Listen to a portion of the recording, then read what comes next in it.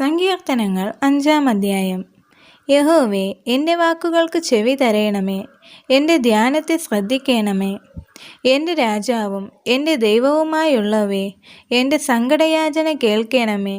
നിന്നോടല്ലോ ഞാൻ പ്രാർത്ഥിക്കുന്നത്. യഹോവേ, രാവിലെ എൻ്റെ പ്രാർത്ഥന കേൾക്കണമേ.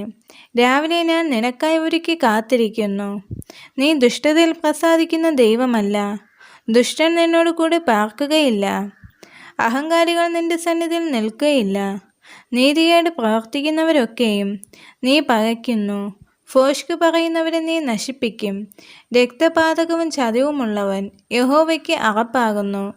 ഞാനോ നിന്റെ കൃപയുടെ ബഹുത്വത്താൽ നിന്റെ ആലയത്തിലേക്ക് ചെന്ന് നിന്റെ വിശുദ്ധ മന്ദിരത്തിന് നേരെ നിങ്കലുള്ള ഭക്തിയോട് ആരാധിക്കും.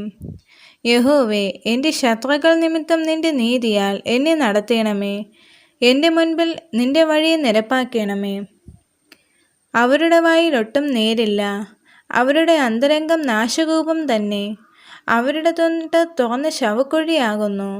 നാവുകൊണ്ട് അവർ മധുരവാക്ക് പറയുന്നു.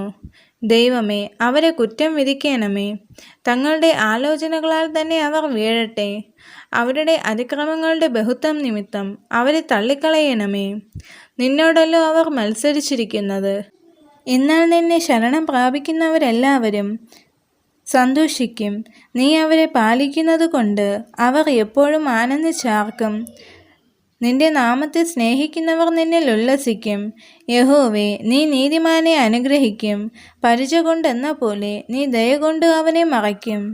ഈ വചനങ്ങളാൽ ദൈവം എല്ലാവരെയും അനുഗ്രഹിക്കുമാറാകട്ടെ. ആമേൻ.